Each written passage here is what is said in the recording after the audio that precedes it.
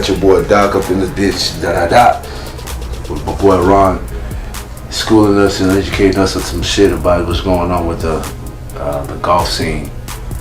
Go ahead and tell us about that, Ron. Yeah, man. So it's a new league out there. It's just like, we got football and we got these other leagues that try to come in and make that same money off the same viewer. You know what I'm saying? So what you got now is some money that's out there from Saudi Arabia that's funding these golf tournaments, and with the the money that they throwing is just a level that these golfers are not seeing. You know what I'm saying? Here in the States. Talk about the mic up. I don't think people know. Oh, okay. You gotta talk about that this year. No doubt. You hear me? Much drama. Check. And it took an even bigger turn today. So what happened was the PGA Tour announced earlier today that they will be suspending the 17 members who are now competing from the PGA Tour in this inaugural Live Golf tournament today, just outside of London in the UK. As I said, it's a money thing, man.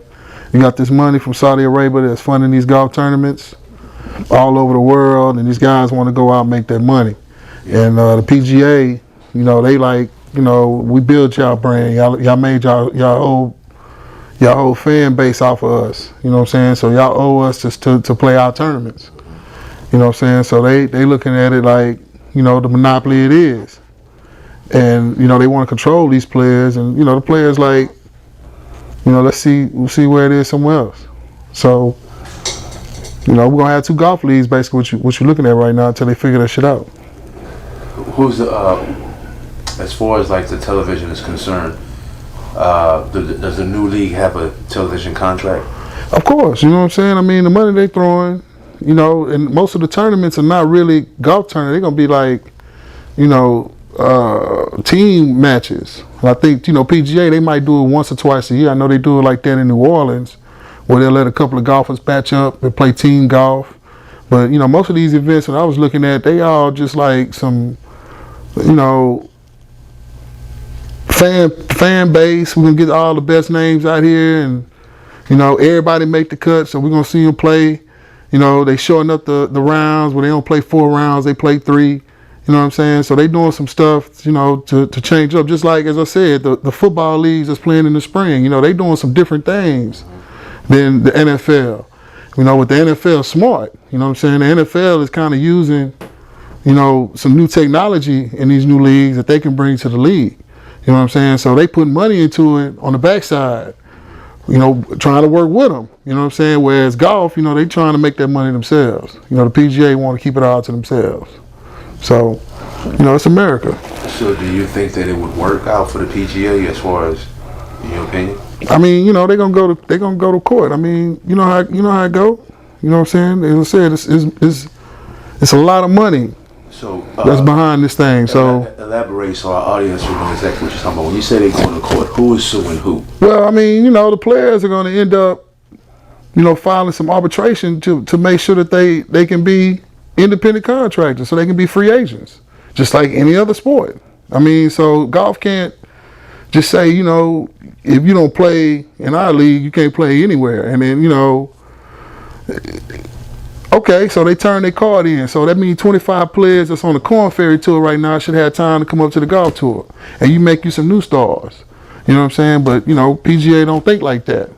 You know what I'm saying? They thinking that, we're going to keep our legacy going, and we want to have our little 4 major tournaments, and then we're going to go around America, because it's been like that forever. You know what I'm saying? So things got to change in everything, right? Yes. So obviously it's going to be a positive or pro and a con to this whole situation. Tell us some about that. What are the pros and the cons in this whole situation with golf? I mean, the players going to make more money. Okay. You know what I'm saying? Players going to play in more different places. It's going to be more TV money out there, because, I mean, if you go into Europe, you gotta send a TV crew there. They don't have one that's already there. So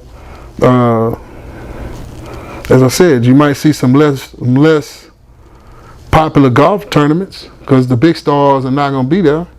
You know, but I mean, it's all, you know, slim and pick, you know, because if you think about it, Tiger Woods, how many tournaments he played a year? Even when he was playing, he only played a certain few amount, and they never said anything to him. And what's the situation as far as what you were telling me off camera with Tiger Woods? I mean, you know, Tiger, you know, he a billionaire, man. Tiger already, you know, he worries strictly about legacy. And they offered him? But yeah, they offered him $1 billion. You know what I mean? They offering these mediocre players 125 mil. I mean, to get Tiger off the, you know, to come over, you got to give him something that's ridiculous. But, you know, he still, you know, Tiger's upset. His family is already set for generations. So, you know, his legacy means more to him.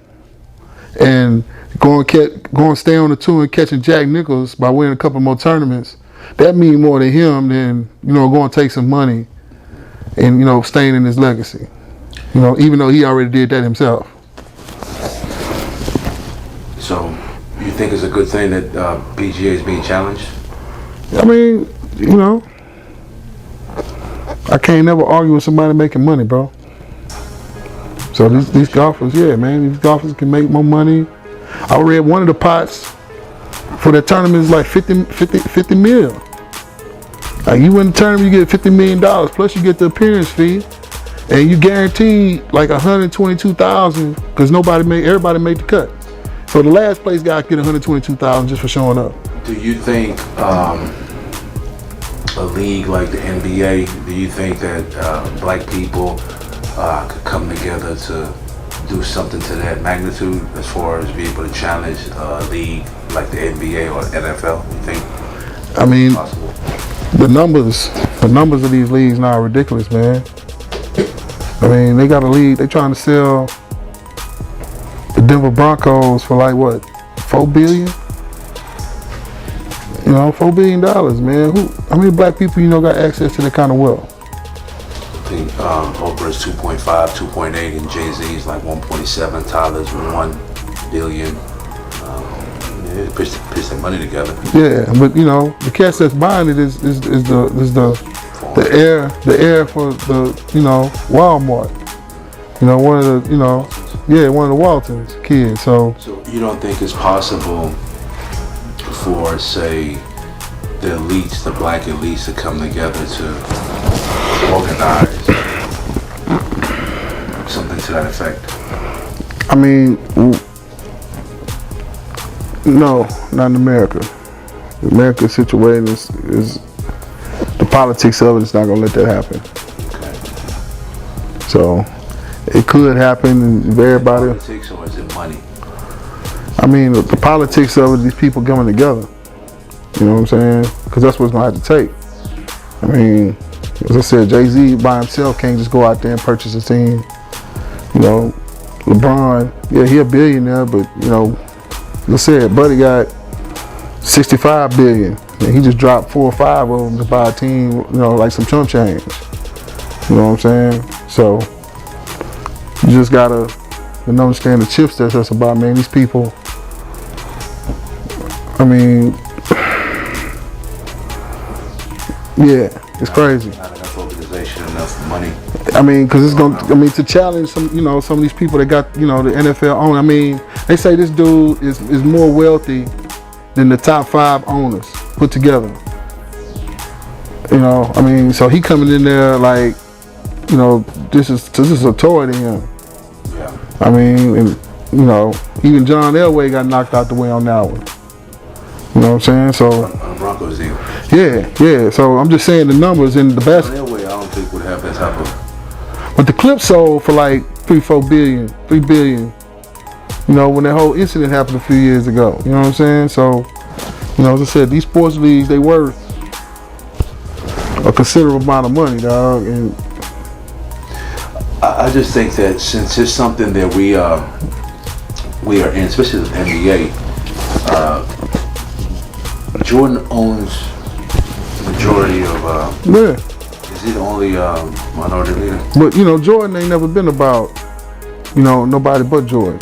You know what I'm saying? I mean, yeah, he's a great basketball player, probably the best to ever play in my lifetime. And I've seen the whole thing of LeBron. You know, I've seen the whole thing of Jordan. I've watched the whole thing of Magic. You know, all that. And you know, I can't say nothing about Dr. J. You brought that up. So let me ask you, who's your top 5? I mean, you know, top 5 with basketball players or Of all time. Doesn't matter position. Top 5 of all time. just top 5 players? Yes. Or your top 5. I mean, you know, Rushmore plus 1. in basketball, I mean, you know, Wilt Chamberlain numbers is ridiculous. That's 1. You know what I'm saying? I mean, yeah.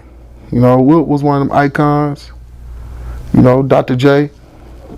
Dr. J would make your top 5. You know, yeah, because Dr. J is who inspired Jordan. Like Jordan, when he was young, he was coming out there with that tongue swag, you know, that laying out, you know, that was all Dr. J. He earned that shit from him. You know what I'm saying? So it's just that Dr. J don't have a legacy because he played in the ABA. And he ain't playing the NBA his whole career, you know what I'm saying? But if you think about who's most respected out there, you know what I'm saying? All the players looked up to Dr. J from their generation. Absolutely. You know what I'm saying? And then, of course, you know, you got MJ. You know what I'm saying? That's 3.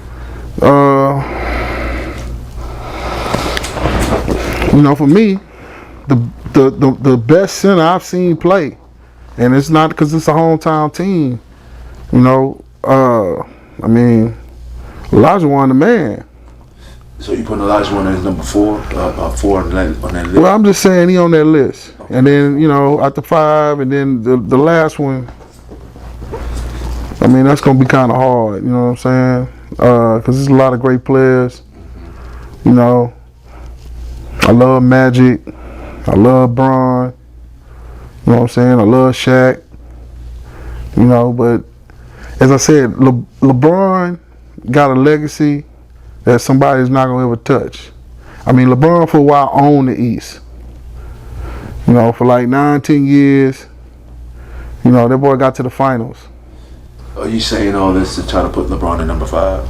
So LeBron got to be that, man. So we got LeBron at 5. So, you know what I'm saying? We're going to say Dr. J. We're going to say, you know, Olajuwon, Jordan, LeBron, and motherfucking Wilt Chamberlain. That's a very impressive list. You know what I'm saying? Yeah. But, you know, the Bill Russells of the world, you know, they all straight. You know what I'm saying? But as far as just dominating players that can, you know, that can change the perspective of a whole team and, you know, leadership. I mean, LeBron in his prime was ridiculous. I mean, he just never had a coach. And, you know, he could have. A couple of those Miami teams was ridiculous, as I said, but his legacy is a little bit tarnished because, you know, a couple of championships was on the short season, and then one was on the bubble. You know what I'm saying? So I myself, I like your top 5. I just think that my only adjustments I would make, I would put Kareem over Dr. J, and I would put Kobe over LeBron. That's my only thing. But I love your top 5. I believe Akeem is the most underrated historical player of all time. I mean, we watched it up close. You know, in '94, I watched that man pack the Rockets on his back and take them to a championship. You know, with no other superstars. It was it was Olajuwon, and I was the MVP, the defensive player of the year, the finals MVP. You know what I'm saying? That was yeah, man. I mean, come on, man. Nobody gave him respect because he wasn't one of those. You know, he wasn't one of those guys that was after the glory of it. The thing about Dream for me is the tenacity, the athletic ability, the same thing that Jordan had. The skill set. Don't forget the skills. The skill set is off the charts, but it's the aggression. Yeah. Athletic aggression. You know, no nonsense. I'm not playing with you. Game, just like Jordan. But to have dominated all the moves that he had, I mean, it's to know when to use those moves. And I mean, you was making superstar players. Like the MVP of the league made this man look like a trash can. And Akeem and his DNA is one of the most unguardable things in NBA, because that DNA is what Jordan used for that fadeaway, which went into Kobe. Thank you. Which all these cats in the league. Thank you. Their post-up game. Yeah, that post-up game. Yeah. That move. Yeah. Jimmy Butler has it. Yeah. Kawhi has it. It's unguardable. Yeah, that's unguardable. It's unguardable. Because he could do whatever he want to do, and he could fade on you. And Akeem being 6'11", damn near 7 foot. He was cheating. It was cheating. The baseline fadeaway was just butter. And it was wet. He was butter. You know, it was wet. I mean, it was. Look, man.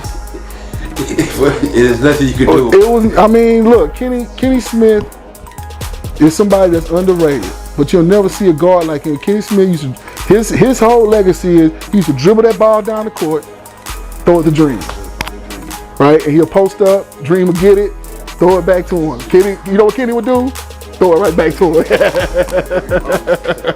You know what I'm saying?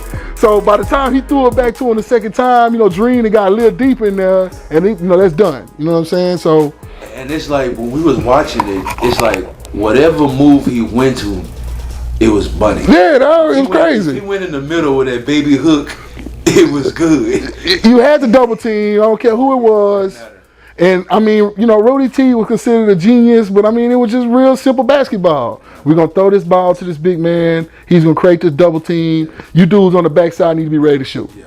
So whoever it was, you know, they was open, right? So, you know, but it all started with the skill set of this big man that you got to defend, and you can't defend it. It's unguardable. It was just unguardable. People on Seattle was the best team, and I hated watching those games. Seattle used to double team him without the ball. They play illegal defense. Yeah, I mean, what they used to do, you know, Kenny Smith was trash, man. I mean, you know, as I said, Kenny Smith was, you know, that's why he got the name the Jet after the fact that he played. We ain't calling him the Jet when he was playing in Houston. You know, Kenny wasn't trash, but he was. I mean, Kenny was good for one good game a month in the playoffs, man. You laughing because it's the truth, man. It's all, you know. He was good for one good game. He was a solid point guard. But, you know, Kenny would dribble the ball down the court and make sure Dream touched the ball every time. And you don't see that in the NBA. Like, Joel Embiid does not get that. Yes, that's true. You know what I'm saying? Nobody dribble the ball down there and throw Joel Embiid every time. Jokic probably touched the ball a lot. Yeah, and, you know, but he's more like a creator. He's like a facilitator for their team. So... yeah, I mean, you know, he everything without athletic ability. I mean, he got right hand, left hand, over the shoulder. You know, he got the passing game. You know, he's a solid basketball player, and it's just, you know, Giannis is just that much better. You know what I'm saying? And you know, I don't see that too much in basketball no more. You don't see that guy that is gonna come down and we're gonna throw the ball to him every time, make sure he touch it, and then you know everybody play off that. Yeah. We don't see that no more. And that's a great point you made, and that's one of the points I try to make to a lot of these new generation kids too. When they try to compare LeBron's numbers to Jordan's numbers or things like that, people have to understand LeBron plays a different type of game. Yeah. He's a facilitator. He not only does he touch the ball every time down the court, he is the organizer. He is the one that actually creates everything. Now, one might say, well, that gives him more responsibility. That's just the role. You know, not to minimize or knock what he was doing. That's the role that he chose, or the team chose for him to play under. Not to say that Jordan couldn't do it, you know, or LeBron couldn't score like Jordan. Well, here's the thing that I have a problem with. I believe that LeBron is not a prolific scorer like Jordan. And that's one of the things I look at, because if I really want to win a game, I need somebody that I know that I could trust damn near that's going to be able to get that bucket. And if I was picking, that's my only thing, the reason why I was going to Jordan as the greatest of all time, because Jordan was unguardable. You couldn't stop him when he wanted to do what he wanted to do. And he was a fantastic, one of the greatest defensive players ever. His aggression, his ferocity, his tenacity, his leadership, his no nonsense, cutthroat, win the game. is just compared second to none. You know. And see, that's what guys don't understand. Like after that Bulls team broke up, like all them guys got big time contracts somewhere else just because they played with Jordan. But then they went back to their normal routine role player selves. Like Luke Longley signed a big ass contract. Steve Kerr, they all signed big. Start with the big one, Pippen. Pippen signed a big, all them boys signed big contracts to come do something else because they played with Jordan, and then they got to wherever they went to, and they ended up being the average role players that they once were. So Jordan elevated their game, absolutely, and he made those players on their team better. And it didn't matter. That's why we know who they are. I mean, the Luke Longleys, the Bill Whittingtons, the tall Scott kid. But the point is, we know who these people, the Horace Grants, because they played with Jordan. And we watched them play at a different level when they played with Jordan. And then when Horace Grant went to Orlando, they got schooled by the Rockets. And that's another reason why I respect a lot, and I love his game, Steph Curry, because I see him develop Klay Thompson. Because when you play with superstars and great players in practice, it shows. It takes your game to another level. That's what a lot of these young kids don't understand. Pippen, as great as Pippen is, you could see the difference in playing with Jordan. The off seasons, the practice. That's what elevates his game to another level. Thank you. When you look at LeBron, and that's what my knock on LeBron. LeBron is one of the greatest general managers to me, general manager player that ever played the game. But in terms of taking somebody and developing their game to another level because they're playing with you, I have not seen that. Because Kyrie, I wouldn't say Kyrie game went to another level because he was playing LeBron. I thought Kyrie was pretty much there, especially dealing with Kobe and stuff like that, and practice with Kobe.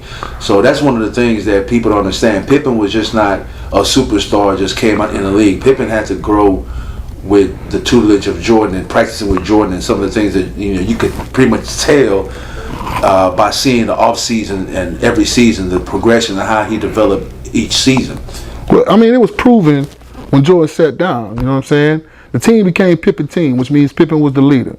And Phil Jackson got all these championships, and at the end, remember that game down the stretch. It was last fight. Pippen, Coach drew the play up for Tony Kukoc. Pippen got mad, went down to the end of the bench, sat down, took his shoes off. You know what I'm saying? And that proved right then about his leadership. But then it also proved that he doesn't have that game winner shot making ability, because if he did, Phil Jackson would have gave him the ball. I would say that proves that Phil didn't have trust in him, because in all fairness, in all honesty, that season Pippen was a monster. Okay, so again, the play was drawn up for Tony Kukoc. It was because of course, we would say that Phil knows all these players. Thank you. He's a coach. He sees them every day in practice, so he knows what time it is. Thank you. To say that. So as a leader, sometimes if the leaders in the background, to make sure everybody get to practice on time. He ain't the man that's standing up there with the microphone singing, and a good leader understand that. You know what I'm saying? So if Pippen was a good leader, he would have showed that leadership ability at that point, then we might have respected the rest of his career. But, you didn't win when Jordan was out of there. You know what I'm saying? You showed bad confidence, bad everything on that particular play. You showed up your coach, all right? After you left, you came to Houston, you got into it with Charles Barkley on somebody else's team, and then you tried to put it on Olajuwon. Was like, well, that's not the player that I thought you was going to see. Well, no, you was the man that signed a $33 million deal to come here, and so you need to take. So then you went to Portland, and the same thing. It was just, I'm a guy on the team. I'm just here, making his money. Yeah. And I think there was the times that Pippen, of course, would have probably went a different route on his decision, because Pippen is a very, very intelligent, wise man. And he, Yeah, that's ask Larissa Pippen that. Yeah. And man, he's still trying to get his name back from Larissa. Larissa done ran his name through the mud, man. That don't sound nothing wise to me, bro. You know what I'm saying? Personal. I'm just telling you what's real. You know what I'm saying? Bro, man, that man need to get his name back from that chick, bro. So I feel what you're saying, and yeah, but I remember when we was kids, we had that top 50. Remember the top 50? And they put him in there, small forward. One small forward they didn't put in there? Dominique Wilkins, man. Yes. And you can't tell me that Dominique Wilkins wasn't the leader of the Atlanta Hawks, man. He was definitely. And you know what I'm saying? I ain't win no championships, but He didn't have the team to. Thank you. I mean, but they was playing in the East with Boston. I mean, you. Dominique was scrubbed a lot when we were growing up. Come on, man. Neek was the truth. The man was the. Neek played defense. Bro. Neek played both sides of the court. And he wasn't on the top 50 list of NBA players because of Scottie Pippen. Well, Scottie won 6 championships, and Scottie is because he played with who? Yeah, I mean, but he became that too. Not only did he benefit from playing with Jordan, but he became that Pippen, that a winner. I hear you, man. The young cats out here, man, need to know about Dominique. I need to go back and check that cat out, man, because Dominique Wilkins. And if you look on some of the NBA TV best games, man, some of them old games where Dominique and Jordan was on the court together, they go back and forth. Yes, and then it was some games out there where Dominique played Larry Bird, and you know Bird was Bird, and you know Dominique was on the other side doing his thing. You know what I'm saying? So it's you talking about that leadership from the small forward position. I thought he was just a lot better player than Scottie Pippen, but Scottie played with Jordan. Well, in all fairness, Neek was the bus driver, you know, and so that's a totally different animal to carry on as a team, you know. Pippen was just a role player. You know? Exactly. And he fed up, like you said, the greatest player of all time. Exactly. Because when you play with greatness, it makes your game a whole lot easier. Come on, man. Your responsibilities is a whole lot different. Come on. You know. Like Klay Thompson looked like a whole different player when Kevin Durant was on that team. Well, Klay feeds up for Steph, you know, a lot. Yeah, but it was a lot easier when you was open. Klay that KD team, and here's my honest opinion about that, and I had a lot of arguments about that. That KD team, on paper, is a better team than the Chicago Bulls 72 team. But I believe if that game was played, I believe Chicago Bulls wins that game. Now, if you look at the both teams on paper, absolutely there is no comparison. Because that Warriors team is deep as hell, and probably way more talented, and it's unfair. But I believe the heart of a man, the heart of a champion, the physicality, the playing of the game, and I don't give a damn what rules we're playing about. The physicality of the game and the playing, you know, just the heart, you know, which is what separated Jordan from a lot of people. You know?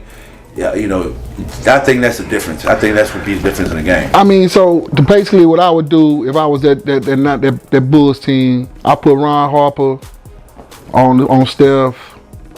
You know what I'm saying? Jordan to go over there and get KD. You know what I'm saying? You can put Pip on KD. But you see that right now. Yeah. They having a problem with that type of physicality. Yeah. You know, and you know they would pick them up three quarters, half court. You know, because you know that Bulls team used to play ridiculous defense in the third quarter. You know what I'm saying? They used to lock boys up. You know, so as far as getting all those 3-point shots and whatnot, you know, yeah. Again, it'd be a good matchup because you know neither one of these teams had a big man. You know what I'm saying? Which is the reason why the Rockets would have gave the Bulls the blues because of Olajuwon. Like they had nothing that could have stopped Luke Longley, whoever the hell they had down there was gonna get ate up by Olajuwon. And you know, Vernon Maxwell was the type not to be intimidated. Yes. So Vernon Maxwell, I ain't gonna say Jordan used to not get his points. Jordan always got his 28 points. Gonna come play basketball. But Jordan wasn't finna go out for 45 on Maxwell. You make a great point, but I also try to explain to these young niggas, Jordan scared everybody. Like, we all knew what time it was. As a fan, I'm a Houston fan. We knew who was winning the championship at the end of the season. We watched the shit. We was like, we just watching. When he come into your city, he finna give y'all the business. Yeah, you know, the referees know it. The coaches know it. The fans know it. We all know it. It's not like we actually just coming to see it. He made us respect him. Exactly. And okay, I'm gonna give me a pair of shoes too. With LeBron, we feel we could stop this nigga. You know what I'm saying? We put an Iguodala on you. We put a Kawhi on you. We put a body in front of him too. We gonna stop him. Jordan, we already know we ain't gonna stop none of that.